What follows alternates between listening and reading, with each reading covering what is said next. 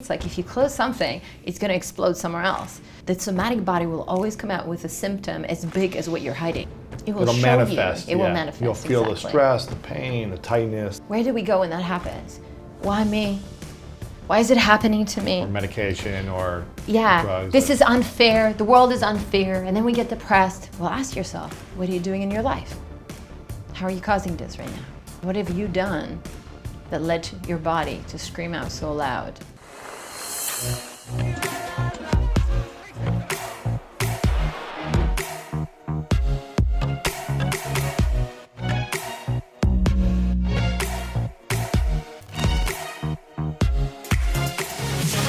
Welcome back, everyone, to the School of Greatness podcast. We have the lovely Chen Lizra in the house. Thank you so much for being here. Thank you for Very having excited.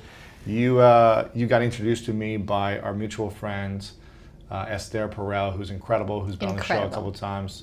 She's doing incredible work, and she doesn't email me introductions ever, but she said, I've got to have you on the podcast. So I said, let me research more. I've never heard of her, but the more I started digging in, I really liked what you were talking about.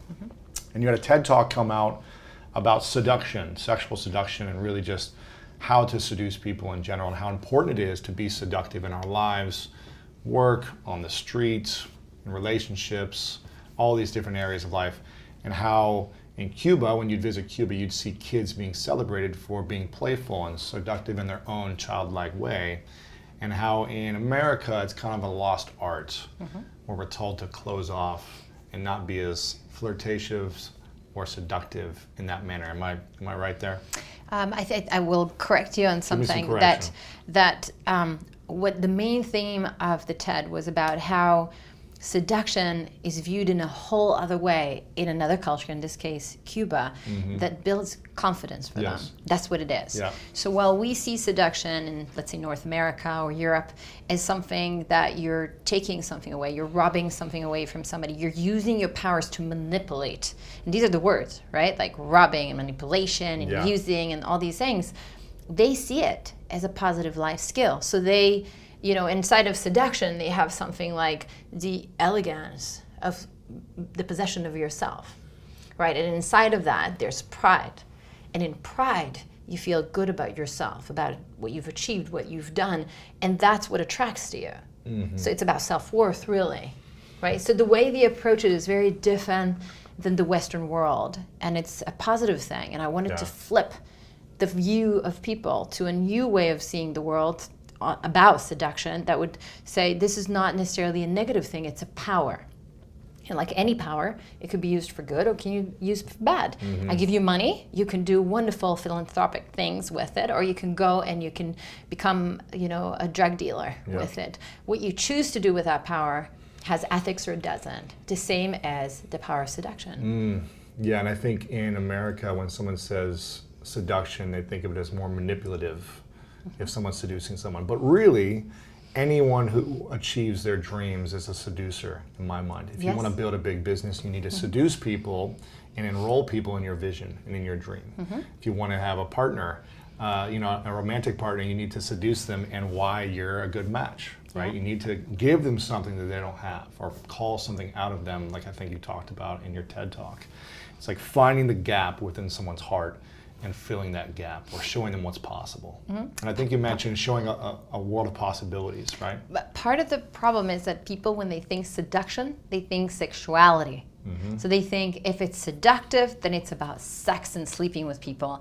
But seductive is also a trailer for a movie because it gives you just enough, not revealing, but like enticing you enough that you'd want to see more. I gotta watch this movie. Right, that's seduction. Yeah.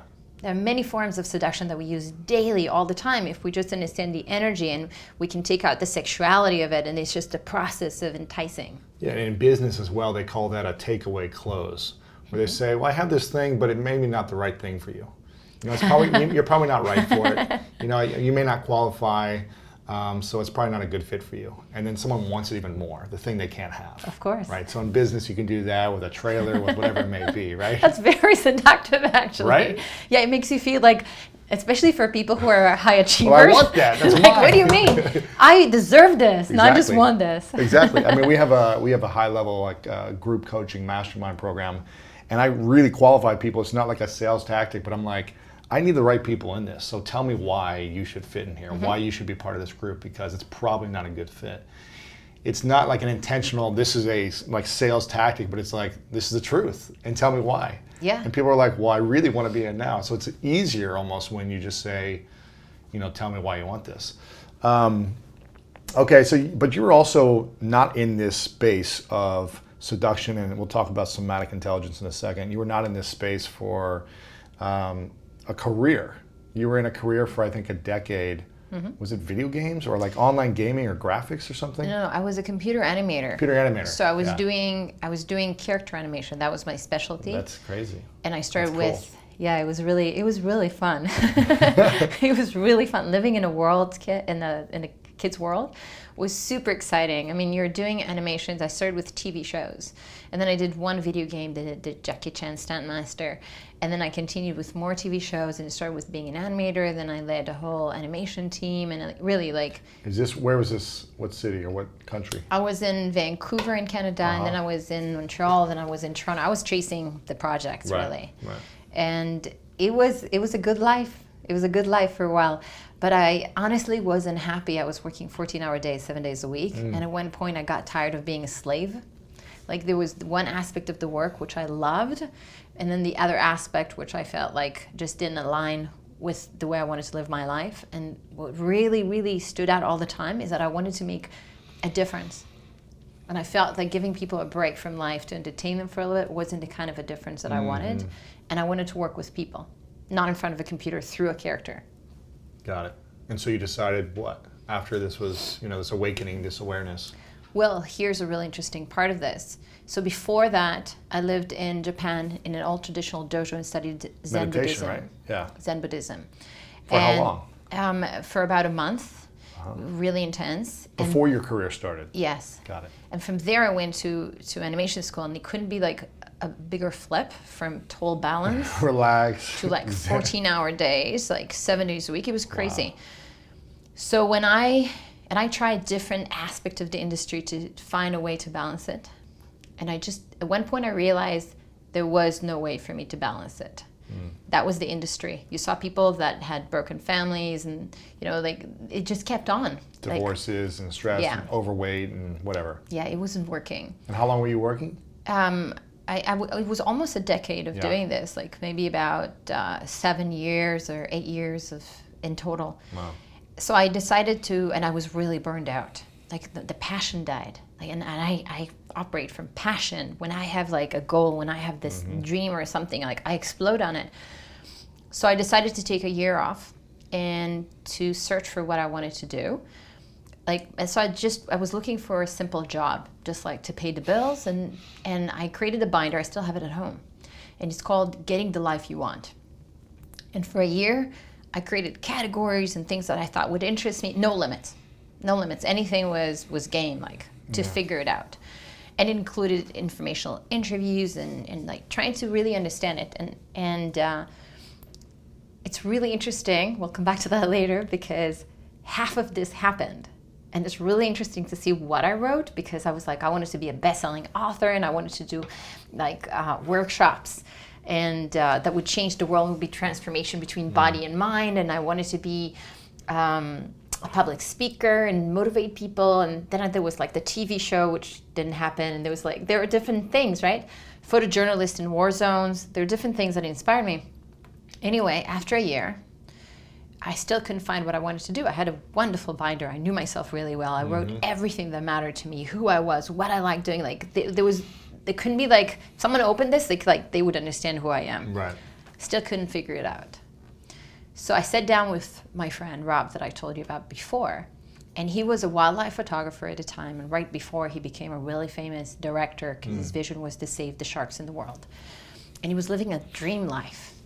And I said to him, Rob, it's been a year, and I can't find what I want. And he looked at me and he said one sentence that changed my life forever.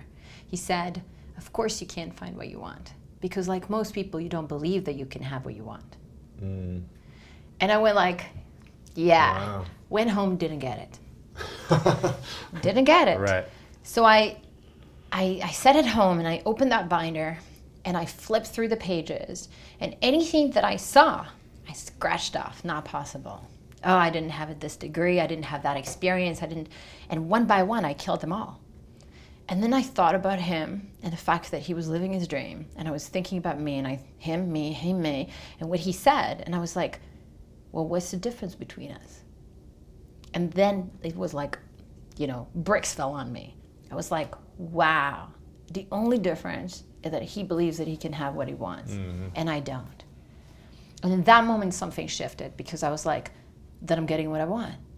It was just a decision. I was like, I don't know what I want, but I'm getting it. It was like that knowing that I could have it. So I was like, okay, dream job is the goal. I'm getting it. It's obvious. Even though you weren't sure what it was yet. Doesn't matter. I know I'm getting it. Once you figure Figuring out the what is the easy part now that I know that I can have it, right? Yeah. So I was like, I'm getting the life I want. And then I was like, okay, so what's the next step to figure it out?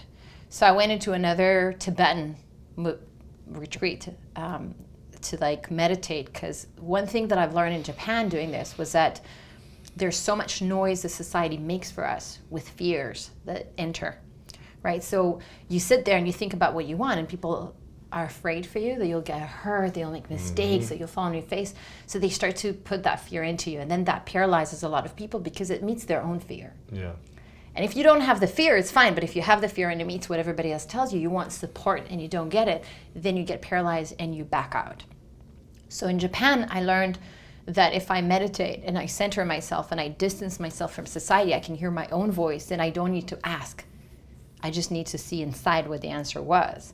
So I went, because there was so much fear inside me, I didn't ask society. I went to meditate. And I sat, and in my meditation, this is really funny. I sat there in my meditation, I'm like, I'm saying this to myself, whatever the answer will be, like inside, right? Whatever the answer will be, I will accept it. I will accept it. I will accept the answer because it's my answer. I will accept it. And I can't remember how many days, like a week of silence or something like that. And I get this feeling like, it's got to be business school. And then the next reaction is like, oh no, what do you mean business school? I'm an artist. I can't do business school. It's like, no. And then the next thing is like, I start breathing. I'm like, you said that if it will be your answer, you will accept it. So I surrendered. I said, okay, business school. That's the next step. So I got myself into business school and got myself into a university where the people that were teaching were ones that were doing real business. Like the one who taught me advertising had Todd Newfield, incredible guy. He was my mentor for a while. He had an ad agency in Japan, worked with Coca-Cola, L'Oreal, Disney, sold it for 51 million, went to teach. Right. Those are the kind of people you want to learn from. They know what they're doing. So I came to them and I made a deal with them and I said, look, I'm coming. I was in another university that was really famous and they were just professors. So they didn't know how to do business. I said, I'm moving to your university, which is unknown, but under one condition. And they said, well, what's the condition? I said, I'm working on my business. And they said, well, what's your business? I said, I don't know yet, but I'll have one by then. Right. And they went like, okay, shake on it. Yeah. And we shook on it. And that's what I did. So I basically started working on my business in school, and every class that I had, I tried it on the business, which was amazing because it's not anymore like a theory thing. Yeah, you implemented it right away. Yeah, exactly. So it's like they would teach me marketing, and then I would try it, and I'll come to the teachers and go like, it didn't work. And they go like, well, what did you do? I said, well, you said this and this, so I tried that and that. And go like, oh yeah, you know what? Sometimes in the market there is a force that comes in, and this affects this. I'm like, hold right there. Run, try it, go like, it worked. Right. So it became a very practical thing. And the business concept, Rob said to me another brilliant thing. And he said, you should have your job as what you would do even if you didn't get paid because you love it so much that you'd have to do it. That should be your business. And then he looked at me and he said, I wouldn't be surprised if it would be with dance. And I'm like, why do you say that? And it's right there and you can't see it. So the first business was a dance academy, Cuban dance academy. Wow. And that's what led me to Cuba, because I started traveling to Cuba to train and dance professionally. Wow. Okay. And then is that when you started to learn about seduction and realize and getting into your body and understanding about your body? Okay, let's start with the fact that I've always worked with my body because I was doing sports and competing in athletics, and I did 10 years of gymnastics, and that was my thing. In Israel? Or? Yeah, I was 4 hours a day, like 5 times a week, gymnastics, and I mean, you're an athlete, you know what it's like. Yeah. When you've got that self-discipline, when you're so connected to your body, you live through your body. So the connection was always there, but dancing was something that just lived in me. It wasn't like a profession. It was just, it came natural from the control of the body. I would just look at a video clip and then like start imitating it and go like, oh yeah, you know, like end up in a party and there's a whole circle going like, hey, there's a show here. Yeah. You know? So getting to Cuba was never about the seduction to begin with, meaning I didn't come to Cuba and said, I want to learn about seduction, I'm going to go to Cuba. I came to learn about dance. And what I didn't realize at the time, you know how you understand things in hindsight, was that when I got to Cuba, my body still held a somatic trauma, like the trauma in my body. Cognitively, I was 10 years working on the trauma that came from the fact that my mom got mentally sick. And I was broken to pieces. And it took, for example, 6 years just to build healthy boundaries. Wow. Healthy boundaries are given to us, to most people, because it's just common. You learn it from your mom and dad by living, and it's healthy, and that's it. Well, my mom got sick. She was an incredible woman, but she got sick with, she was manic depressive. And growing up around a person that was manic depressive and didn't have healthy boundaries, that's tough. Broke the boundaries, because she would do things and they would hurt me, and I was a child and I didn't know how to put the boundaries in the right place, and then it was expected of me to do certain things because it's my mom, and it wasn't healthy for me. So just building boundaries took 5-6 years. Wow. So it took, when I hit rock bottom and I started working on myself, I really hit rock bottom.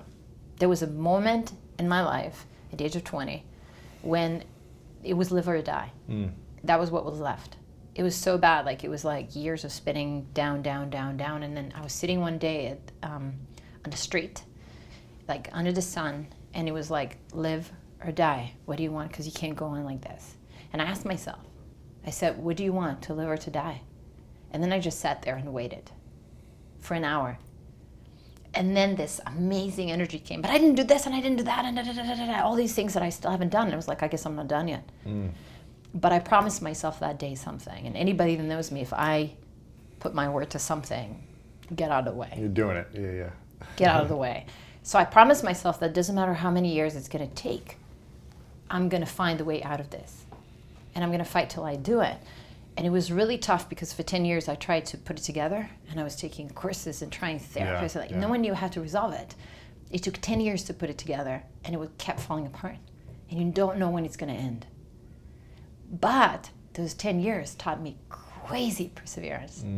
Insane perseverance. If I'm now set to something, my God, most likely you'll break first. Yeah, sure. Keeping a vision for 10 years in harsh conditions, in that sense, where you don't feel good, but it's like you keep going and you keep going, you go like, I'm not giving up till I get there. Right. When it came together, it was one of the happiest moments of my life. Wow. And one of the moments I'm the most proud of. That's great. And when did it come together? About 15 years ago or something like that, approximately. Yeah, and when I got to Cuba, I was cognitively fine. That was after that click. But the body still held the trauma. Like, we can hold it, cognitively, but we can also hold it somatically in the body, which means that I'm still feeling that something's not okay with me, something's hurt, something's damaged. And I got to find a way to heal the body. Yeah. Looking back, it wasn't really the seduction. I thought it was the seduction. It was what Cubans had in their culture that caused my body over time to heal from the trauma. Like, I'm pretty sure I'm down to about 2%, like the very elusive 2%, but I cleaned my body from the trauma. What did they have in the culture that allowed you to free yourself? One of them is the Sabrosura. Sabrosura is the sensuality that's inside each and every one of us that sits on physical self-love. So think about it as a society that doesn't have material things for that many years. Like you're talking about a country that got locked because of communism and socialism, where there's no advertising on the streets or anywhere, not on TV and not on the radio, no advertising. You're in a sterile place. And then you don't have internet on your phones, and you don't have the crazy technology that we have, and everybody's still on the streets connecting like in the 50s and the 60s, old school. Just talking to each other in person. Yeah. Yeah. Knock on the door when you need somebody rather than texting and WhatsApping. And they didn't have material things, but everybody didn't have material things together. So there was that solidarity. And then what happens when we don't have material things? Where do we put that energy to become happy? Where do you think? With each other. Right. With ourselves, with each other, yeah. In human connections. Yeah. In exactly the point, right? Like if you can't be out there, then you go in. So they found ways that create a natural high through body movements that release dopamine and endorphin. And it's constant, right? Yes. It's all the time. It's just all like the it's all time. the time for us on our phones. It's all the time, but it's real in real life. Yes. Yeah. So this is one of the things. So, and on top of that, when they're moving with the Sabrosura, and there's Sabrosura for women and Sabrosura for men, it actually sits on physical self-love that gets released in the body, and you feel that warmth, and you feel good suddenly about yourself. You feel confident. Also confident, but also love. Yeah. Like you feel the love, like you feel good about yourself. Like people that I get to experience the Sabrosura, I'll say, do you feel it in your body right now? And they'll say, yes. I go like, where? Like stomach, chest, what are you feeling? Heat. That's self-love. Yeah. Physical self-love. Right. So really what brought me to Cuba, if we really look at it in a deeper way, was that they had the knowledge to heal my body and seduce me on the way. Exactly, yeah. At the same time. Yeah, exactly. That's great. How long were you there and allowing yourself to experience all this? It started with trips of 2 weeks, and then it grew into up to 2 months, and 4 months a year. Yeah, wow. For 13 years. Wow. When do you think we started to lose the connection with our body, and why do we lose the connection in general? Oh, that's a really good question. I think that the really interesting thing is going to Cuba. This is what fascinates me about Cuba. It's like taking a time machine back. Yeah. So I take the time machine back and I experience the way things were. And then I take it back here and I see the way we live. And in that you understand many things. So what happened to us gradually is that we wanted to become more effective. We wanted to be more productive. We wanted to produce more. We wanted to achieve more. We wanted to have more, right? We wanted to sell more. We wanted to market more. Capitalism. That's what happened to us. So as that happened, we had to start giving up things. So we gave up romance. We don't have time for romance. People don't have time for romance mostly. Right. They're too busy running fast. Some people don't have time for their kids. We want to achieve. We want to fulfill ourselves. And it's not a bad thing. It's all about balance. So as if you notice, more and more people are thinking too much and not feeling enough. And that's where you start to see people also get sick. Right. Because the body signals when we're out of balance, but then they don't listen to the signals. They shove caffeine, they shove medication, and they keep going. But the body tells you to stop, and you're not listening. So what is the body going to do? Make you sicker. Get shut down, make you sick, depressed, anxious. Right, which is what we're seeing today. Yeah. Wow. And what happens when we rediscover our natural sensuality or our bodies? Well, it's not just the sensuality, right? It's basically this. So we've got the 5 elements of somatic intelligence, and it's really about coming back to our true nature. So when we're in true nature, everything's balanced and we're at our optimal place. Okay. And we have to keep the elements balanced, and we got to also think about the fact that we need to balance between material and social. If one takes over the other, something comes out of balance. So what's our true nature? Yeah. So we've got 5 elements. And then you call this somatic intelligence. Yeah, the 5 elements of somatic intelligence. So one is elegance. I'm not talking about clothing. I'm talking about our being. So elegance is the possession of ourselves. Yeah. The quietness of being ourselves. It's that when you've got that, you know, the past generations, the way they were and the way they behaved, they had elegance in their being. Obama is very elegant. Very elegant. In how he behaves, right? And we admire him for that. Yeah. Because he sets, he's like a role model for how, in the being. I'm not just talking about, you can just mute him and look, there's something about his being that says elegance. The same with Michelle Obama, right? Yeah. So that's the element of confidence. Intention is the one that is connected to meaning and drive. So I always get up at the end. So when we think intention, if I'm, let's say, standing right now like this, what does my body say? Maybe unsure or quiet or reserved or shy or... Exactly, right? Or avoiding, but I'm not in the situation. And now, what am I saying? I'm going to shift it. So now what am I saying? More confident, I guess more interested, more elegant. So what I did is I went from avoiding the situation into back to being in the situation. The intention is always forward going. And it's the element of doing, right? It's like we're right there and it's the goal and it's the thing. The energy goes there. So when the body is towards there, it's like, right? Now, somatically, if your body is in that position, then you're really already like getting yourself to be there because it changes the chemistry in our body. So you know how Amy Cuddy talks about the power pose, right? So if I put people into elegance, which is the being, and I put them into 2 minutes of elegance, and I will ask them at the beginning, how do you feel right now for your confidence before we do that? If they're feeling really bad, they will describe it between 0 and 4. If they're having a really bad day. Right. By the end of it, they'll say probably 6 to 8 because the chemistry in the body changes in 2 minutes, which changes the behavior, which changes the results. So this is the being, the quiets, the noise and the turmoil, right? And this is the doing. So it's like I'm going and I'm doing. They have to balance each other. If I'm just too much intention, I'm not really... You're off balance too. Right. If I'm just really elegant, what's missing right now? The doing. The doing. Yeah. Right. But if I've got both, then I'm with the intention and I've got that thing that comes down to nerves and all these things. Now... So having that slight doing elegance calms nerves? Is that what you said? No, the elegance calms nerves. Got it. Doing doesn't calm the nerves. You get the nerves because you're doing and you're taking risks and stuff. But when we have the elegance in there, it balances the doing and it creates, if I go into meetings and I'm really nervous, I'll put tons of elegance in and it quiets the system. Yeah. Right? That's then great. I come in more balanced. Now. So that's intention. Intention. Yep. The next one is tempo, which is the element of enjoyment. So, tempo, let's say that this is the tempo that we take. And it doesn't matter if it's slow or fast, it works for both, right? Most people now, their tempo of their body is addiction.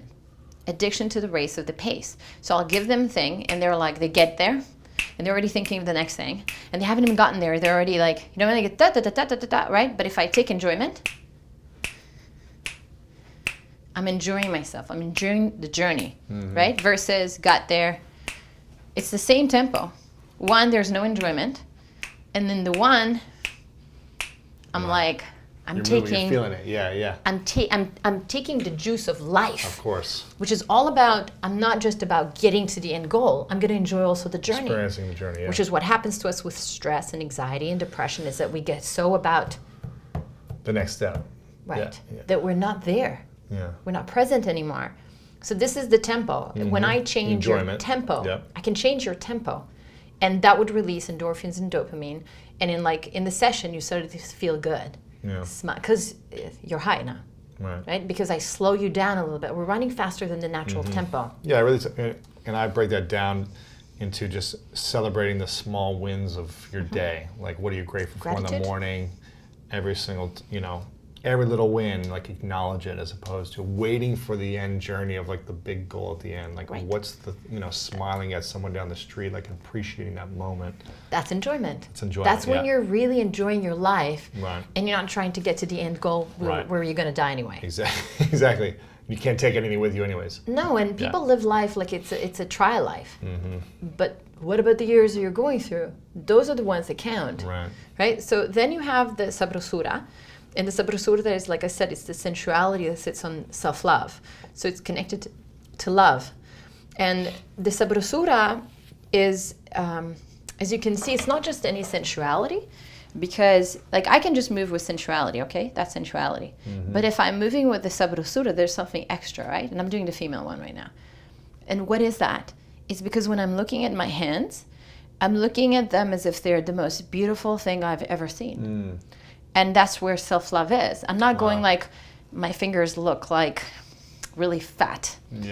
And I hate them, and I don't like my nails, and that whatever we think translates into how we also move, because if I look at the flaws, I'm missing the beauty of it, then I'm missing the love. And that also affects... So it's how we look at ourselves. It's how we think about our self-talk and our negative self-talk or positive, but that's one aspect of it. The other aspect of it is also when we talk about, about containing other people.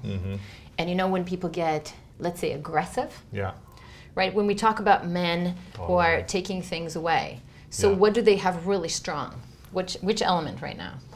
What did you say? When men... If men are taking aggressively what they want, like when we talk about sexual harassment, so what element is really strong there? In this part? Yeah. Their intention. Exactly. Right? So they have a really strong intention. They know what they want. What's missing? Elegance. One, right? That place of respect, of honor, of being a gentleman. What else is missing? Well, they're not playful, I guess, if they're being aggressive, but... Well, Sabrosura, love. Right? Love is about bettering off the other person. Right. It's not about taking something. So it's not really the elements that we need to tone down. If you see there's a minus and a plus, it's which ones are missing that balance it. Right? So if we look, and I'll explain to you mystery in a minute, if we look, for example, at, and let's look at the culture now, not a person. If we look at the US, which element is super strong right now? When we look at the U.S., I mean the attention, right? Right. What's missing? What got turned down lately? The love, the elegance. Exactly. Those, if we think Obama to Trump, those got turned down. And this is why it's not working. You have to keep them in balance to be in true nature. And mystery, that's the trickiest one, because this is where not just the playfulness is, but that's where the seduction is. And that's where there's that energy of like, right? Right. And that's where people get scared, because there's a gray area there. You can't really box it because it's a life energy. How do you seduce people, or how that element of seduction, that playfulness, at work, on the streets, with friends, without crossing boundaries and without #MeToo coming up, or someone saying something of like, well, you're being too aggressive, or that's across the line? Like, how do you know when seductive is across the line? Let's start with what I call keeping the maybe alive. And I'll explain to you, there's one more section of this that we missed that's really important, that would make it all sit for you really well. So let's start with the fact that... there's a no, and there's a no that's a maybe, right? Right. There's a no that's a no. There's a no that's a no, and then there's a no that means maybe. How do you know the difference? Right, so let's start with what is no that means maybe. Because that's where that's the gray area. Someone who says no, but it's kind of flirting and playful at the same time. Right, so if I'm a woman, and let's say I'm interested in you, but I want you to chase me, then a no that means maybe, it might be like, no. And I just said no, but I said no, but I left you a maybe there so that you'll come after me, right? The problem is when people come and take forcefully, because if we take away flirting, how are people supposed to interact for love? And you see that problem in North America in many places, where suddenly it's like it's awkward, and they don't know what to do and what's allowed and what's not allowed. And it's like Esther Perel talks about this, about the fact that there are no rules anymore, and it's good and it's bad, right? And so we start with the fact that flirting should be okay. Now let's put another in a rule workplace here. Or no? At work, well, okay. So work, let's separate two things. Got it. There's working with your boss. That's not supposed to be flirty. Yes. That's supposed to be about work. And we don't seduce a boss into what we need to do. Got it. When it's about work. Right. I charm them into what I want to do. Charm is something different. It's very seductive. It's the way we talked about, for example, before about trailers or anything else in seduction or in business when you're trying to get them to sign up and you're making it hard to get, right? So it's not a sexual thing. It's a charming, a fun, like... So let's talk, for example, Oprah. Give me 4 words that describe the essence of Oprah. Elegant, empathetic, powerful, purposeful. So I would describe her as powerful, no doubt, authentic. Yeah, very. That's one of the key things for Oprah. Everybody knows authentic. You trust what she says. Doesn't matter if she's going to give you tomorrow McDonald's, tell you it's healthy. You buy it from Oprah because she's authentic. Yeah. Right? So authentic and powerful, and there's that empathetic thing where she penetrates to your heart with what she says, right? 3, and then purposeful, right? She has purpose. So those are, it's like a brand. People are like brands, and that's Oprah. And when she uses what I call her social charm, she gets success. We all have it, right? We see it in kids when they're really young. They start to activate that thing, and they're doing that cute thing that they do. You can't say no to them. And you can't say no to them, right? And each kid is different. It's not the same for everybody. It depends on their personality. But what do? We tell them at one point, enough. It's time to grow up. Why? Teach them how to use it in a smart way, not for manipulation, but for success, because it's built into your body. And when the people that have gone into adulthood and learned how to use that are super successful. Right. Yeah. There you go. Yeah. What was the last thing you wanted to say about this first? So about this one, so we got a plus and a minus for each one. And it was just, for those who are just listening, there's elegance, intention, tempo, Sabrosura, and mystery. Yeah, the 5 elements. And, okay, so there's a plus and minus to each one of them. Like turning a knob up or down. Exactly. And when they're in the right optimal place, that's where the flow happens naturally, where something goes in a really healthy way. And that's where we dare to be us more, and that's where we have a deeper connection. That's where the magic happens. So how do we know where these should be? Good question. Exactly. The key question. So the way we know is because it's specific to us. This is not a generic thing that goes around the world and everybody has to be the same way. And it goes according to 3 things. Life stage. So when is this meeting me? Am I in my 20s, 30s, 40s, 50s, 60s, and so on? What am I going through in my life? Are you that guy right now on that sofa with the $100 in your pocket? And it's like, or are you now, where you're the head of the school of greatness? Right. It meets you in a different way. Right. Cultural identity. So you're American. You lived your life probably the whole time here in the US. Yep. Yeah, but you've traveled a lot. Yeah, and I've seen a lot of stuff. And you've seen a lot of stuff, and that opened up your view on life. So you don't meet the elements the same way as some American who grew up here and lived their whole life just here will meet them. You might see the mystery, not get scared like someone who's afraid of sexual harassment, right? So cultural identity. And when we look at this, like think about it, for example, if I put a Brazilian in here, cultural identity, what would be the element that they're most comfortable with? Probably either one of these 2. Mystery, right? They've got the samba and they've got the seduction. So this is where it's really comfortable for them. I put a British person right here. How would they feel? Very uncomfortable. Where would they feel comfortable? Elegance. Right, that's your cultural identity. Yeah. And then some people might say, but that's a generalization, right? Yeah. Well, yeah, of course, because we've got one more element in here.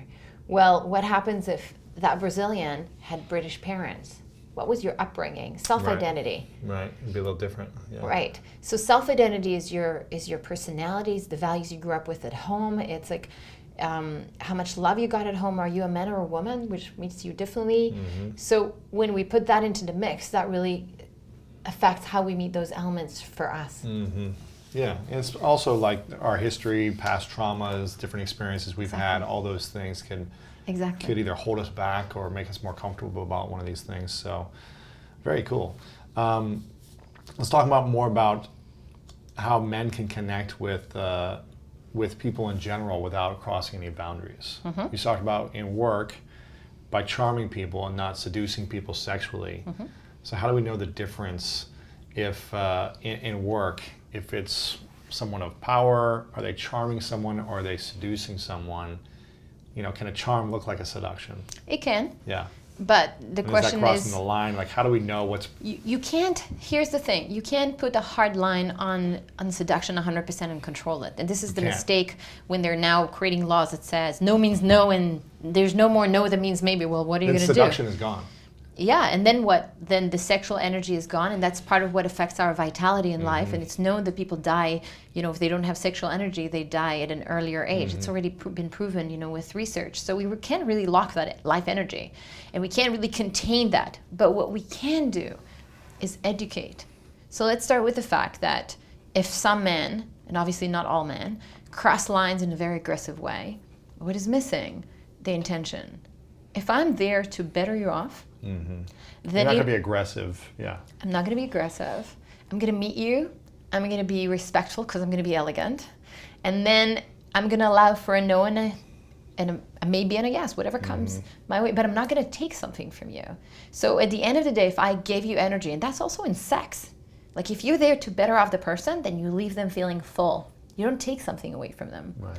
Then the lines are not so problematic. It's problematic when you start to take aggressively, when people are busy taking rather than giving.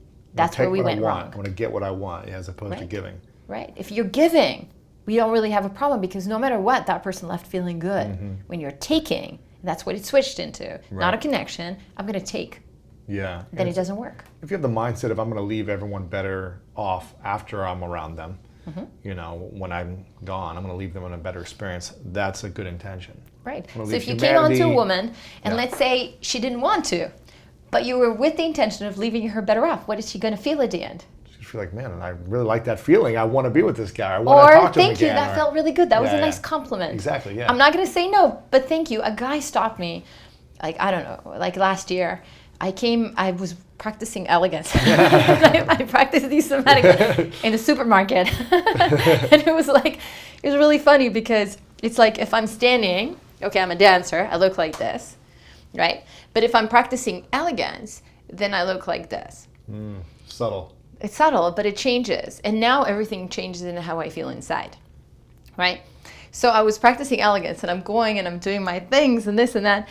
And I get out to my car and I'm packing the food. And the guy comes and he says, look, I just want to tell you something. I'm married and I don't want anything. But you left quite an impression on me. Wow. And walked away. There you go. And I said, wow, isn't that a beautiful thing? Yeah. And this is what we're killing right now. With that men are not allowed to come on to women and nothing is allowed. Really? Like, why not teach people how to be, like, men to be gentlemen and for women to hold their power again? That's what we've lost, that went wrong. Yeah. Wow. And how do we know how to find if we're disconnected to our bodies, though? You know, if we've lost this elegance that you just showed, how do we know when we've lost it? Well, first of all, your body speaks to you all the time about what you need. Are you listening to it? And you know if you're listening or not because it's either that you're following things that your body tells you. It signals when you're sick. It signals when you need to sleep. It signals when you're thirsty. It signals when you're not feeling good. You're stressed, anxious. Yeah. Now, what are you doing with that? Are you just shutting it down, shoving things, medication, caffeine, ignoring things? Or are you stopping for a minute going like, you know what, I'm not feeling so good. What am I feeling right now? Why did I get upset in that situation just now? That shouldn't have upset me. What just happened? Why am I feeling what I'm feeling? Work through it. Yeah. See what is going on. And then as you start to follow the body, then you know that you're really connected to it. But most people don't listen. How do you think we create that awareness to listen? Is it just noticing when we're feeling off and just taking a moment to notice and write down our feelings? Is it to talk about it? Is it to just be aware? Like, how do we, if we're so on autopilot, how do we become aware? Well, first of all, send them all to me. I'll teach them. Yeah, there you go. But I think that you have to create somatic awareness. That's what it is, right? So somatic awareness comes in many different forms. And it's not just to say that you have to study somatic intelligence, but you could use yoga. And you could use, what Tony Robbins teaches to like delve in. There's so many different methods that you could use to create awareness. But for me, it's really like my day. I know that you do gratitude. You said it before. I start my day with a short meditation in the morning, every morning. And one of the things I meditate on is that center of confidence and security, a sense of like when you have something really strong in the center. Sometimes if I feel like a lot of rambling, I'll check what the little girl needs, because we all have a little girl, a little boy. And what I love doing is, if I feel something's going on, is sitting in front of her, holding her hands, and then giving her my energy to lift her up so that she comes to where I'm at. Sometimes she meets me and gives me energy. Sure. But that visualization, if I feel I need it, gives me a check of where I am in that moment. Am I starting the day good? Do I have things that bother me? And taking those 5 minutes or 10 minutes shows me what I need to do. And then there's the gratitude. And every morning starts with gratitude right after. So it's really about going in, paying attention, taking a moment, and setting the intention. If I set the intention, the whole day is different. I don't just get up and brush my teeth and go do my work. I start with creating the intention for the day. Then I start the day. So if I checked what was going on, I already know what is going on. I think intention is so important. If we don't have intention, we're just walking through on autopilot. Exactly. And we're not being mindful of how we're feeling, our thoughts, our energy, and how we're treating other people. So I think intention is something that in the spirituality world you hear a lot, but it might seem a little woo-woo-y or something, and I think it's really important. And I do that at the end of my meditation practice. How do I want to show up today when things go well and when things don't go well? How do I want to react? Do I want to be, elegant when someone cuts me off in the, on the traffic on the 405? Or do I want to scream and be on autopilot and try to get in front of them and be competitive? And I think it's really important to always think about that, because otherwise it's hard to get, it's hard to get off autopilot unless we're being intentional. And we can't always do it perfect. That's another thing to remember. It doesn't mean that you can't have days where you have a meltdown. You just have to, right? We all do. Right, of course. Like even the people that teach and do amazing things and stuff, everybody has those days. But do you come back to your intention? Right. I had one of those last week. Yeah. Tell me about it. I don't need to revisit it, but you don't, and it also doesn't feel good afterwards. I'm like, why did I react that way? And it's like, man, I don't want to be that way. It's not who I truly am. It's not my true nature, as you talk about. And it doesn't leave my experience better than when I left it. It created a worse experience with the other person, with myself. My energy throughout the day, it's not supporting my vision. But you revisited it. Absolutely. And you checked, and you saw what it is, and then you owned it. Own it. And then out of that, you created a new intention. Take responsibility. That's the process. Move forward. Yeah, exactly. Yeah. What's the difference for you between sexuality and sensuality? Sexuality for me is about being sexual, which means it's that energy of sex and something very primal and, it's sexual. Yeah. Sensuality is about being, for me, asking for me, it's about being more feminine and soft and connecting to that place where I'm more vulnerable, where I let somebody see me in a way that's softer. And it's not just, the strength. It's that place that, flows in a whole other way. Yeah, that's cool. I like that, yeah. And it's almost more seductive then. In my opinion, it is. Sensuality is more seductive. In my opinion, it is. And by the way, this is a tip for the guys. There are a lot of guys today that come out to women in a very sexual way, and it puts off women. Because what attracts them a lot more, like what you said, that's a lot more seductive for us too. Right? If a man is being more sensual with a woman than sexual, she doesn't feel like a piece of meat. How can a man be more sensual in order to attract a female partner better? Well, what's an approach? Come more from the heart, show more caring and love and interest in the woman, do things that charm, right? If you're doing something really nice where you're courting a woman, that used to be the norm in the past, where you wanted to court a woman. It wasn't like, I'll send you a text and we'll meet you tonight for booty call, right? It was like, I'll come and wait for you outside and stand there for 30 minutes until I catch you. And it's like there was chivalry in it, right? That's a lot more attractive. And it doesn't need to be, you know, crazy big, but it's like when you're making an effort for the other person, when everybody wants to be seen these days. We all want to be seen. And when you feel like someone sees you, then it touches your heart, then you're attracted to it. And that's more sensual and more seductive. Yeah. Yeah. Yeah, exactly. How do we cultivate charm? Because charm is something I think that gets us anything we want. Mm-hmm. It's what gets us the upgrade to first class. It gets us the nicer hotel room.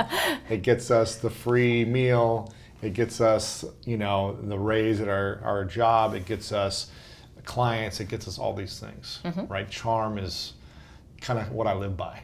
It's really like... I was about to say before, like when we did the whole four things, I was like, you use your charm really well. It's kind of like I really didn't have anything except for charm. And it was like creating something from nothing. It's like, how do I create something from nothing when I don't have all these things? I didn't have a degree, I didn't have money, I was on my sister's couch. Like, why would anyone say yes? I had a charm, but not manipulate. It was just like playful, mystery, fun, cultivating joy within other people and calling out that childlike play. Yeah. So how do we cultivate that more? Well, let's start with the fact that you said it wasn't a manipulation. So remember when we said it's about bettering off people? Yes. Not just in dating, but also in these situations. People can feel your intention, whether it's pure or not. When you're coming to do something, they feel whether you're trying to get something, you're playing with them, or they can feel it's pure, unless you're an Oscar-nominated, you know, actor. Well, people are very intuitive.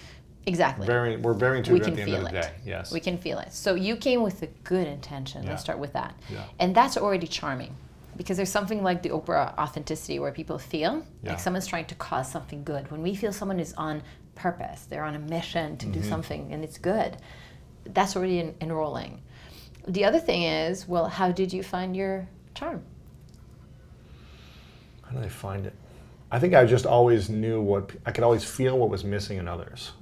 So if it's someone at like a customer service at a desk who's been yelled at all day, I just try to bring them joy and peace and tell them you're doing a great job. Because I think they're not acknowledged enough, you know, at the airport or at a hotel or whatever it may be like that. So it's always coming from a place of like, you work really hard and I want to acknowledge you. I think acknowledgement and being seen is something we all want. And I would always just be very in tune to what's missing and try to bring the opposite, essentially. Try to bring play, joyfulness, and to have fun. Because that's what a lot of people just want to do. They just want to play. But we don't get to a lot of the times. Right. Yeah. So what you really did was find what they're lacking and then give it to them. You remember when I talked about it in my TED Talk, and he gave it to them and he gave it till he got seduced. But people think it's about seduction and sex. You remember the manipulation, but we do this all the time in a good way too. It's not always about the negative stuff. So what you did was meet them where they are, and then understood what they were missing, and then you gave it to them, and then you were playful, and it's fun to play. Right? So you activate different things. Never sexual, never like touching someone or like... No, that's the mistake. We think that seduction, you remember I said at the beginning, always has to be sexual. It doesn't mean that it has to be sexual. Like someone coming and being playful and joking with you and making you laugh, that's super seductive. You want to play with that. It's an energy that's captivating, right? But there's one aspect that you didn't say, which was also there, that you already knew what your charm was. It just you didn't always use it. And this is really interesting because when I started asking a lot of people who use their charm or were hiding their charm, why? Then a lot of people were afraid that if they would use their charm, they would be seen as being manipulative. So you see a lot of successful people, if you ask them, some of them say, well, I only pull that card when I need it, but I want people to know this. That's manipulative. Like if you only use it like you're... No, not necessarily. Like meaning like pulling it out and I'm now in a meeting and like you say, and now I'm being charming and it works and it goes and the deal goes through. I pulled that card when I need it, but afraid. We don't need to be afraid to be us. That's exactly what you're saying. It feels manipulative if you're not like that all the time. Right. We can just bring it out. Yeah. We can just give that fear up. They're using it in a good way. Right. But afraid. And other people just turn it down because they're afraid of being seen as manipulative. I just feel like we've got to cultivate it more. Yeah. You know, if someone charms with me, it's like it makes it more fun. I feel like we're all just big kids that want to be in a sandbox and like play around all day. Oh, you would fall in love with Cuba because Cuba, they all live with it on the outside. Right. They don't ever shut it down. It would be fun all day long. Amazing. You're just like dancing. Yeah, it is. You're just dancing through life. And that's what we all want to do, I think. Yeah. But we feel held back and feel like it's not acceptable. It's not, I don't know. It's unfortunate. What do you say to people when they believe that vulnerability and sensuality is weakness? Oh, that's a really good question. Vulnerability is not weakness. It's when we don't have the elements calibrated right. Like, I'll show it to you somatically, you'll understand. Sure. So if I'm now, I don't have elegance, and I'm just really open and vulnerable, and it's like, yes, this, then it feels like I'm too much, right? But if I have my power now, and now I'm vulnerable, it balances out, right? Because elegance gives us a certain protection and emotional sturdiness, and it allows us to open up. Mm-hmm. And the connection between the two of them makes it work. But if I'm just super elegant and there isn't that softness, then I look stiff and hard, right? But when I add that vulnerability, it softens it up. It's the same if I'm just like, I let go of the elegance and I'm just open and I'm right there, and it's like, then people consider you weak. Yeah, but you don't have the elegance with it, yeah. Right, they work together.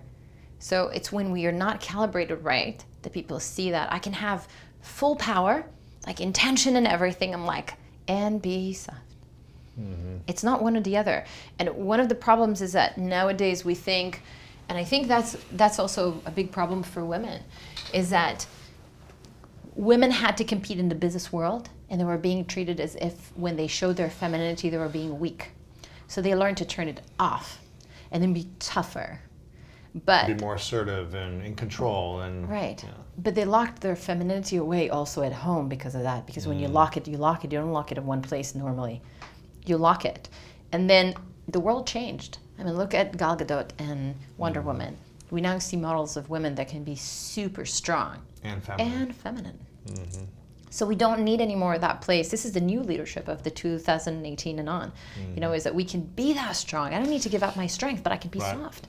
And in the reverse, you know, for men who are trained in sports and in football, for me, we were never allowed to show weakness. We were never allowed to show vulnerability. We were never allowed to cry or act soft. And so we wonder why some of the men in our society have not been able to turn it off after practice of, 4 to 6 hours a day of being so tough and so hard. All of a sudden they're supposed to come back and be like these vulnerable, open, expressive, caring human beings, which they should be able to do that, but they've been conditioned not to. And like you said, just for women, it's hard to turn it off. It's hard to turn it back on, the vulnerability for men as well. Yeah. And the body always practices something. The somatic body always practices. So if you're practicing being tough, then you're practicing it everywhere. So then it becomes a habit, right? And the more you practice, the more it becomes. So like you're, for example, very vulnerable now because you worked on yourself and you opened up in ways that you've never opened up before. And this is what, taught you about new masculinity. Oh, I don't have to be like that. I've been conditioned in a certain way. That's cultural conditioning. I can shift that, right? And it opens up a whole new world of possibilities. Right. Yeah. Yeah, masculinity in 2018, like femininity, needs to be something completely different. It needs to be redefined. Mm-hmm. And I think also just being able to balance both of them. How do we balance them both? Where we can turn it on, being stronger, being more assertive when we need to not be taken advantage of or other things, and then also being, vulnerable or open in other times. I think it's hard to balance it. Well, because we have different situations, and this mix will work different in different situations. For example, if you're now in a business meeting, you might not be as vulnerable as when you're with your girlfriend. Right. That's normal. Yeah. So you're turning maybe more elegant right now and a little bit more of the possession of yourself and toning down some of that vulnerability because you don't need it. But then you come out and you can go like, okay, turn this one a little bit down, this one a little bit up. Turn the knobs a little bit. How do you teach people how to do that if they don't know how to? I teach them through the body. This is the interesting thing is that when you're teaching people through the head, then they get it, but they don't get it. They don't feel it. Exactly. Think if I said to you now, let's say you've never fallen in love, and I'll explain to you what it feels to fall in love. Like, yeah, I get it. I get it. Yeah. It's cool. Sounds amazing, but you never had the feeling. One time, falling in love goes through your body, and you're like, whoa, that was amazing, right? Like, woohoo, amazing. So it's the same kind of thing. When you feel through the body, this is why somatic work is so powerful. then you understand faster the lesson. You tell the child, don't touch this. This is going to burn. Don't touch this. Don't touch this. They touch, ouch! They don't touch it again. Right, they feel it. Yeah. But they had to touch it to understand what you meant, right? And that always happens. So when we feel things through the body, we understand faster. So when I'm coaching or I'm doing retreats or, anything that I do, I get people to experience it. I get them into the elegance, or I'll work with them with Sabrosura. And then when they feel it, they get it. And then they understand also what it gives to their lives. But I also take it, when I'm working one-on-one, I do a Somatic Intelligence assessment. And based on the assessment, I see which elements are weak. And then I start to turn those elements up. And as I do that, something starts to flow better because it balances the other ones. And when it's in workshops and retreats, it's a process that's designed for a group. So you're going through that wave and it meets you where you are. And there are things that cover different things. And you come into that wave where you are and it gets everybody through that, right? Till the end process. Where everyone's just these elegant, flowing human beings of love. Yeah. Yeah, like imagine that we're doing now the Power of the Sabrosura retreat in Havana in Cuba. And there are going to be 20 women and 10 instructors. Wow. And you're teaching them, for example, like let's say like Sabrosura, and teachers are going around and correcting you. But we teach you also the elegance and how to combine those energies and how to have the intention. We teach you how to walk in a way that uses all these elements. We take you to the streets because you're going to get tons of comments in Cuba. Wow. Cuba, like it's still old school, so it's safe. And then you get the response, and men treat women like they're beautiful, and they give them compliments. And then when you're using that, you get more compliments, so you know it's working. So there's that. Attract more of it, yeah. Yeah, there's that enhanced learning from it, and at the same time, you learn it through the body. You start to embody it. By the time you leave, you're like a different person. Like you touch parts of yourself that you didn't know that existed. Wow. Like you're opening internal doors where you don't usually dare to go because you're afraid. Men and women go? That one is for women. The retreat in Marrakesh is for men and women. That's the power of enjoyment. So teaching people how to live with enjoyment, how to live with gratitude, how to develop the mindset of super positivity where bad things come to you and you turn them into a plus, like Amy Purdy. I love the podcast you did with her, right? And how did she take a situation where everything was falling apart and she turned it into one of the biggest successes in the world? Yeah. A year ago, I had a really bad injury with my arm, and it got so bad that I got steroids injected into an injury, and we lost control of my arm. And the doctor told me that she didn't know if I would gain control back of my arm, and it's my strong arm, and I'm a dancer. And she was like, full stop, 2 months, hand on pillow, you can't move. That was it. If you want a chance to have this, if you want to have a chance of this come back. Wow. And I went, pause. And I sat at home and it was like... And you teach about how to move your body. And I can't do anything with my body. My tool just broke. And I'm sitting there and I'm going like, okay, right or left? Right means get depressed. My life just been destroyed. I lost my arm right now. I don't know if I'm getting it back. I'm sitting 2 months at home and I can't do anything. This is insane. Couldn't move it at all. Or I'm going to take that same energy and I'm going to do the best that I can, and this is going to be personal development 2 months. And you know which route I chose because I'm here. Train the mind, yeah. And as a result, the Power of Somatic Intelligence probably, I'm assuming, came out about 3 years before. Right? That's the super positivity where you take that thing that could, and everybody was like, how come you're not depressed at home? I said, well, if I sit depressed, is that going to be productive? No. Is that going to get me anywhere? Is that going to improve my physical condition? Then I have a choice. I can choose to take it as a growth. Came my way, okay, yes, I didn't want it. I didn't ask for it. But life is not like that.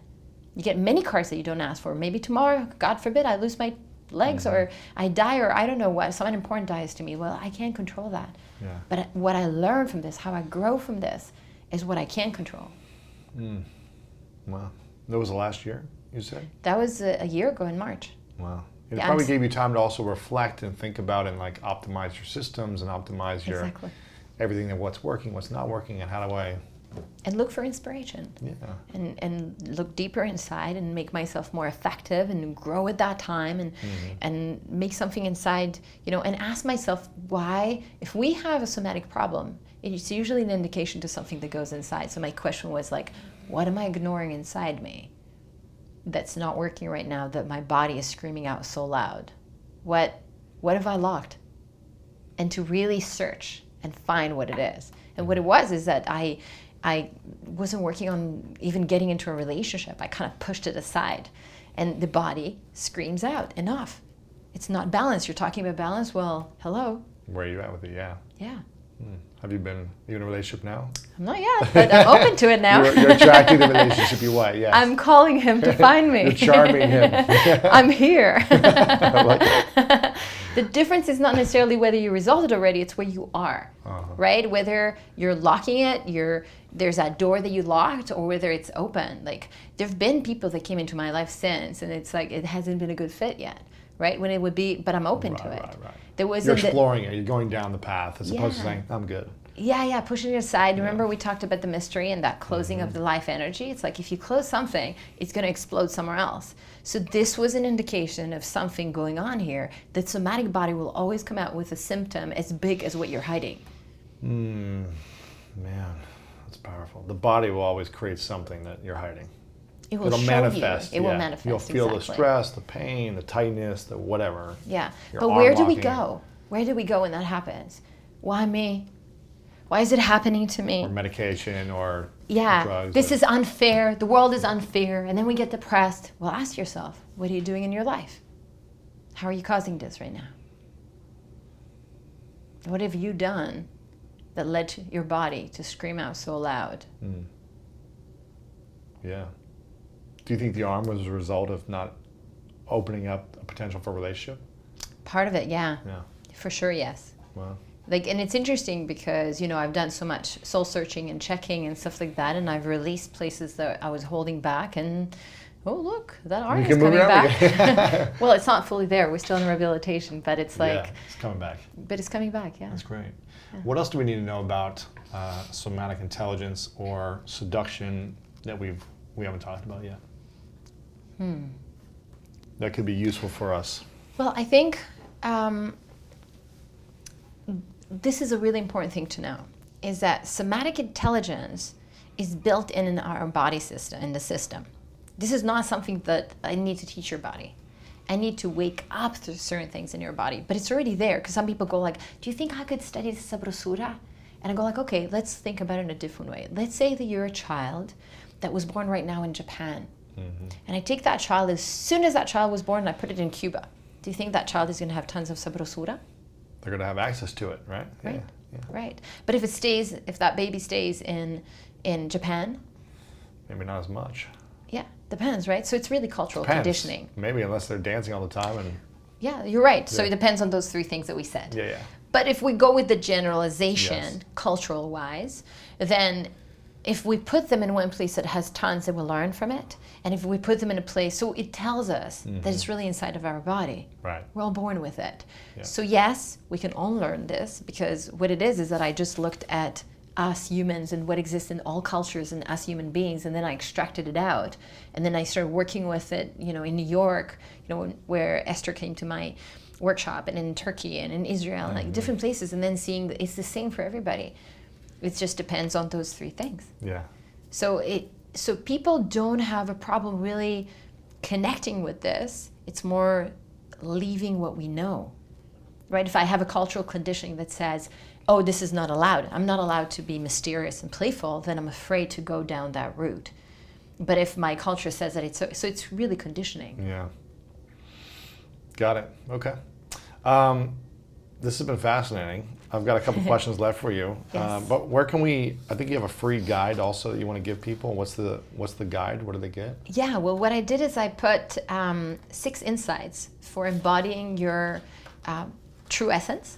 And it's on somaticgift.com. So if anybody goes to somaticgift.com and they just enter their information, then they'll see a little video, and then they get the 6 insights straight to their What do these insights email. give them? How to embody your true essence. So practical things that you can already start doing day to day that would change your habits. Cool. And they're structured almost completely. There's only one element that I didn't put in. the mystery, because that's always the hardest one to teach. So it's better to do it, when I'm present. But I gave them tips for all of the rest of them plus one extra one, and then people can start using them. Like these are actually practical things that they can actually use. Okay, somaticgift.com. Okay, cool. This is called The 3 Truths. And if this was your final day many years from now, and you weren't able to leave any of this stuff behind, the stuff that you've been learning and teaching, but you had to take it with you. Everything you've created, you'd have to take it all with you. So no one had access anymore. But you got to write down 3 things you knew to be true about your whole experience that you would share with the world. Your 3 lessons, your 3 truths. And this is all they would have of yours, access of your information. What would you say are your 3 truths?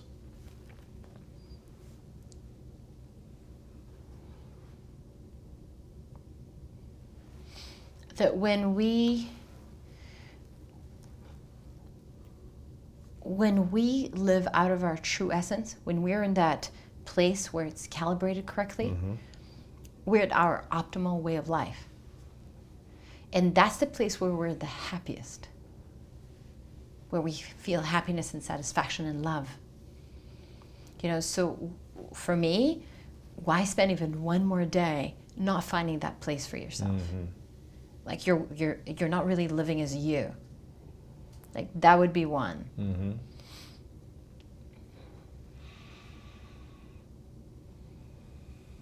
I think one of the biggest things is, for me, is that would be at the top 3 would be enjoyment. You talked about playfulness before, and I think we lose that energy, and we are so busy doing and being serious that enjoyment has to be the same as brushing your teeth. And if you don't delete that function, and enjoyment is a must every day, then what would your every day look like? Sad.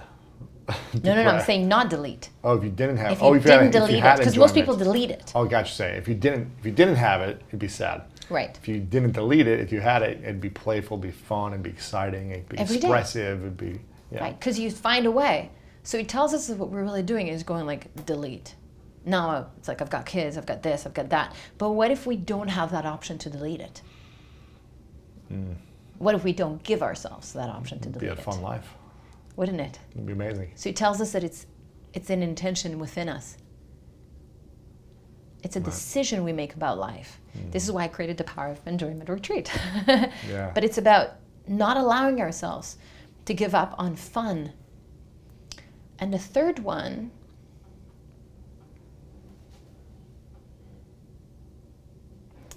would have to be self-love. Because I think with my journey, I showed this to you before. Where is it? It was like... Before and after? Yeah, the before and after, right?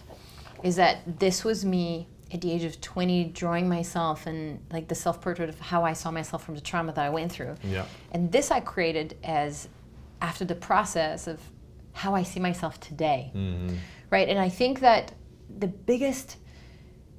If we don't love ourselves, it's like we're robbing ourselves of one of the biggest treasures of self-love. Yeah. Right? And when I say self-love, I mean also the negative self-talk robs us away from that. So you know, it's like I can work with women and they're looking in the mirror and it's like, oh, my body's this, oh my God, that, oh, the wrinkle here, oh my God, my fingers are like sausages. It's like, and it's known, by the way, for women specifically, and I mean, you can probably talk about the guys on the other side, but that there was a study that was done that discovered that only 4% of women worldwide today feel beautiful, consider themselves beautiful. 4%. That's an insane number. It's supposed to be the other way, 96 feel and then only 4, and it's a distortion, right? And men have the same problem with their image and masculinity and having to live up to some, you know, but really we're missing the point. Life is supposed to be about love. I walk on the streets of Cuba with all of its problems. It's a dictatorship and there are rights that are taken, millions of problems. But you walk on the streets of Cuba and you feel love between people. And it's not because I'm there on vacation. I mean, I've been going 13 years. And that feeling, of feeling love, I go like, what are we doing as a human race? Where are we putting our energies that we don't feel love between people. It doesn't need to be lovey-dovey, just basic love. To see the other person and want to see them good, and walk and see that person who's feeling bad and lift them up emotionally and get them to feel a little better. Where's the connection? Where's the tribe? It's no wonder that people are feeling so lonely and disconnected and lost. And it all starts with self-love. If I don't feel good about myself, why would I care about other people, and why would I care about the environment, and why would I care about anything really if I don't feel good about myself? So it starts here. So when people say, well, what can you do? The world is messed up. Start with you. Be a better person. For all better people, then this would be a better world. Mm-hmm. Well, those are good. I like those. Thank you. Those are great. Yeah. Well, I want to acknowledge you for a moment for turning your darkness into beauty, because it's an amazing transformation. Just seeing what you thought you looked like versus how you show up now, and your elegance, your beauty, your just true nature. You show up like yourself, like you're supposed to be. You show up like someone who is living an authentic, loving, enjoying life at the fullest. And you exude that energy. So I acknowledge you for showing up that way and showing other people how they can do the same thing. Being a great example of turning darkness into light and bringing that out into the world. So. And that's the journey, right? Yeah. Is when we take something that happened, it's really not about me. Really not about me. It's never been about me. It's about that example that you give people so that we can live in greatness. Yeah. And you do that by choosing a way and then showing people that they can do it too. That's it. Yeah. Yeah. Where can we connect with you on social media or online? I am all the time on Facebook and Instagram. Okay. So people can come and join me there. And what's your handle on Instagram? Or Chen Lizra. So basically just my name, Chen Lizra, C-A-G-N, and then last name Lizra. So, but Chen Lizra is the shortcut, is like. Got it. Yeah. Cool. And final question for you is, what is your definition of greatness? That's a really good question.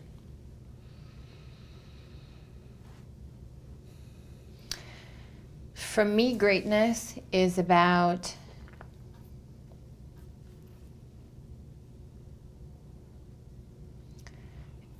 I think, what you just said is I take situations that seem the end of the world, and then I find inspiration in them, and then I live it full out like there's no tomorrow. I mean, when you think of what I've gone through and where I am today, and you're right, it is authentic. It's really where I am today, and it took so much work to get here. And I think greatness is really about getting rid of the ego. It's not about people now going like, man, it's nice that you say that to me, and it feels good, and I let it in, and I feel it, and I feel wonderful. And as you were saying this, I'm thinking, wow, it's not my TED with 8 million views or the best-selling book. It's this achievement of saving myself. That's my biggest achievement today.